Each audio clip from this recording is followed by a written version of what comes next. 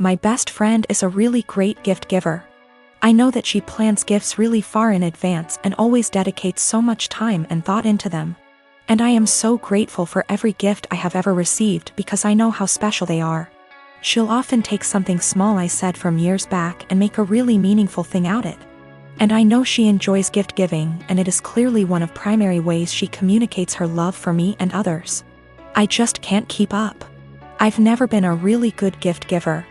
I often really struggle with forming ideas for upcoming celebrations, and until I'm really under the pump, I come up empty-handed until I find something just all right, or I repeat a similar shtick of reasons why I value you, presents. This just means that I feel so much stress every time I have to celebrate her birthday and Christmas. Especially because I would have received something completely out of this world. I really just feel like my gifts pale in comparison.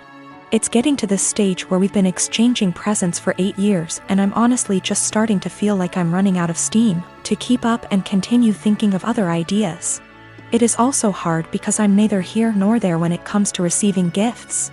I can recognize the hard work and love, but I don't need to receive gifts to know that I'm loved. And so I worry that I don't reciprocate my love well enough because my presents never feel at her level. I want to express to her my gratitude for her gifts, but ask that we just stick to one a year, on birthdays. Because Christmas and the occasional Valentine's Day is too much for me. I have been able to move away from gift giving with other friends by just casually mentioning it or just mutually ceasing present exchanges, and we now opt for spending time with each other, something I love. I just don't know if this would be really insensitive or soul-crushing because it's not about her or how good of a friend she is, but really about my insecurity and my differing ways of communicating love. My husband and I, both in our early 30s, have been together for over a decade and made the decision to not have kids. I like kids, I have nieces and nephews, we just don't want them for our own reasons. He had a vasectomy, which only a few people know about. Our families are aware we don't want kids as they've asked this before during different major life events, our wedding for instance. We recently bought a 3-bedroom home with a nice yard in a nice area. Excited to show our new home to family and friends, major upgrade to our previous home, we hosted a housewarming. During the party, one of my sibling-in-laws, Alex, made a few indirect comments about all this space. And kids would love it in our house, etc. Eventually they asked point blank when we were having kids. I made a light-hearted joke about it, which is my go-to for this question. Oh, well, I like sushi too much to have to give it up for a pregnancy. Plus not drinking for pregnancy and breastfeeding? No thanks. I tried to make it very light-hearted and laugh it off. Most people just laughed along. That seemed to anger Alex, and I was told children are a joy, and a good mother puts her kids before everything else. I agreed, children are a joy, I like spending time with the nieces and nephews. And obviously I can't be a good mom if I chose sushi over kids, so I just won't be a mom, paraphrased. Still trying to brush it off in a gentle way because I'm not trying to start a fight by telling them to stop asking in front of everyone, because I know my tone will be seen as rude and abrasive. We move on. But Alex is still annoyed and making little comments in their group about how flippant I am about it and how when it finally happens, then I'll understand. My husband heard this and jokingly said, well, if she gets pregnant, that'll be a problem for the divorce lawyers. That seemed to piss them off more, but they stopped. With holidays coming up, we have not been invited to Alex's usual Halloween bonfire. When husband spoke to his parents, they told him Alex was annoyed we were so careless and callous about our child-free status and to say what we did, and they realized we had taken permanent steps to ensure we never had kids. That we know they had to do if to have kids, etc. And we are AHs to just not care. I feel bad because they did do if and lots of fertility treatments to have their kids. And even then they still had a few miscarriages.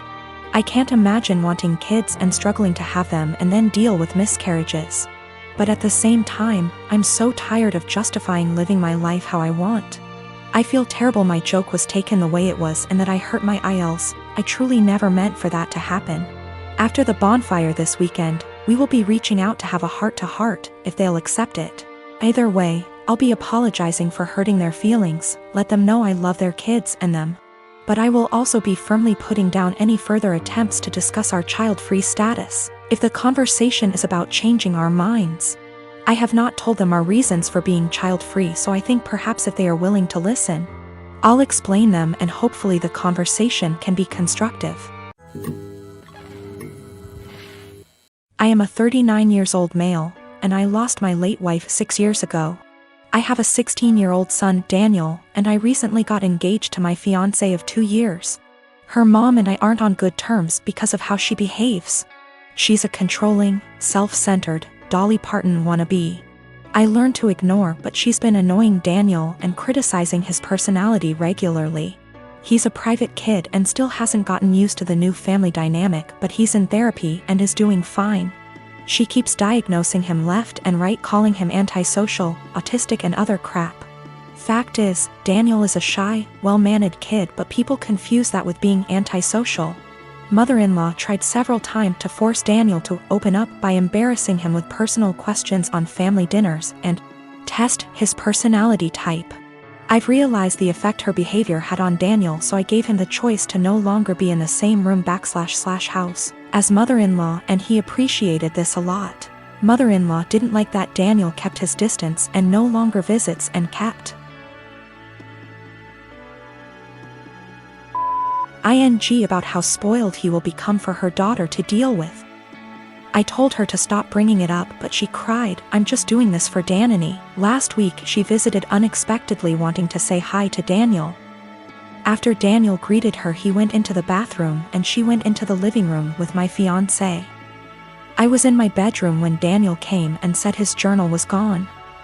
We looked for it but didn't find it. I asked my fiancé, who was alone in the kitchen, but didn't see it. I paused for a second to ask where mother-in-law was. My fiancé said in the living room, but I saw her coming down the stairs.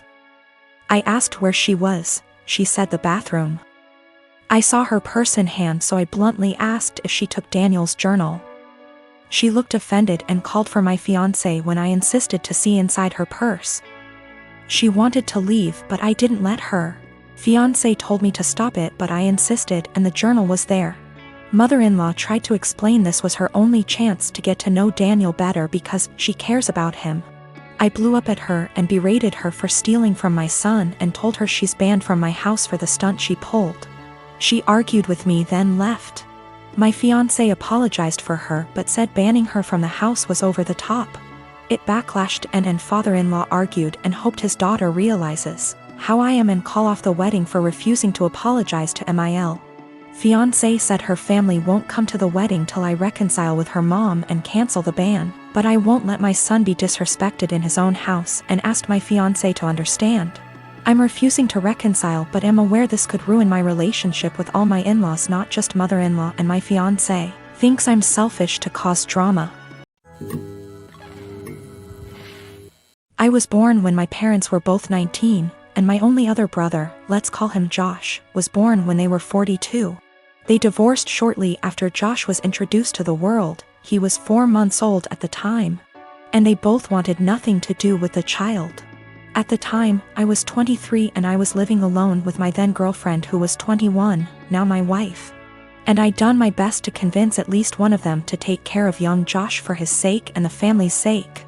But they refused adamantly and said that I should be taking custody of him instead. So I became legal guardian of my brother, and he's been living with us for the past 12 years and things have been going really smooth for us. Josh, now almost 13, has been calling me dad and my wife mom and our 2 children for 9 years. His siblings, and he has absolutely no idea about his real parents, and to be honest, I let all of that slide. He has no idea that I'm really his blood brother and not his father, and I'm starting to feel guilty and a little weird. Some of my uncles and aunts come to visit occasionally and they are really disgusted at the fact he calls me dad, and they are surprised I haven't told him the truth. They constantly messaged me, talk to me in private, and I cannot chat to them without this one particular topic rising up, badgering me to let him know already, but I refused. I discussed this with my wife and she thought it would be wrong to tell him the truth because none of my parents wanted to take care of him, and I'm the only person in the world who gave him the father figure everyone deserves. I feel that he has the right to know what he is to me and what I truly am to him. But he's suffered enough already and I just want things to continue how it is.